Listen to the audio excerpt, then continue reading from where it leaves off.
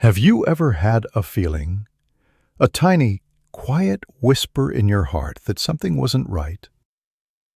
Perhaps a friend made a promise they broke again, or a partner said something that left a small, hidden crack in your trust. And that little voice inside you said, "Take note." But then, what did you do? Most of us, we brush the feeling aside. We make an excuse for them. We tell ourselves, "Oh, they didn't mean it," or "They're just stressed," or "I'm probably overreacting." We are so quick to offer second chances to others, while silencing the first, most important chance we are given, the chance to see the truth. The great poet Maya Angelou offered us a profound piece of wisdom that echoes through the ages. When someone shows you who they are, believe them the first time. Today, let us explore why this is so difficult to do, and how embracing it is not an act of cynicism, but one of profound self-compassion and ultimate peace. I remember a young man who used to visit the monastery. He was troubled by a friendship.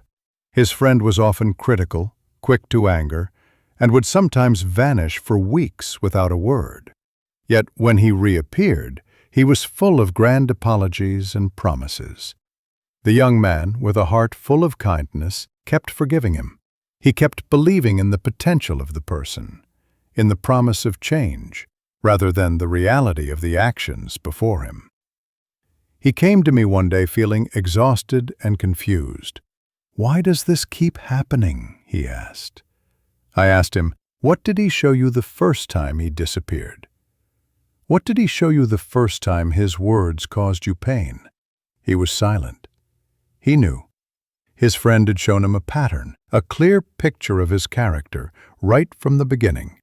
But the young man had chosen to see only the reflection he hoped for, not the person who was actually standing before him. This is our human dilemma. We fall in love with when a person is kind to you but rude to the server. They are showing you that their kindness is conditional. These are not mere mistakes. They are revelations of character. Now, this does not mean we become harsh or unforgiving. Compassion remains. We can understand that people are often operating from their own pain and conditioning. But understanding why someone is a certain way does not mean you are required to make them the center of your life. To believe them is to stop arguing with reality. And in that acceptance, you free up an enormous amount of energy you were spending on hope, on worry, on fixing, on waiting. You can redirect that energy toward your own peace, toward those who show you through steady and loving actions that they are safe, they are kind, they are trustworthy. It is the ultimate form of self-respect. You are telling your own soul, "I hear you.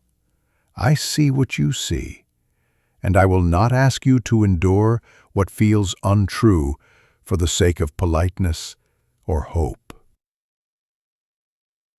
So what do we do with this? First, become a watcher. Practice observing people's actions, separate from their words. The body never lies. Consistent action is the truest biography of a person's character. Second, give yourself permission to receive the data. The first time you see a behavior that causes that inner whisper, don't panic. Just note it, file it away. This is a data point. The second time it happens, you have a pattern. Patterns are the universe's way of teaching us. And third, choose your next step from a place of peace, not pain. Believing someone does not always mean you must cut them out. It might simply mean you change your expectations. You stop expecting a flaky friend to be your reliable confidant. You stop expecting a chronically negative relative to be a source of joy. You protect your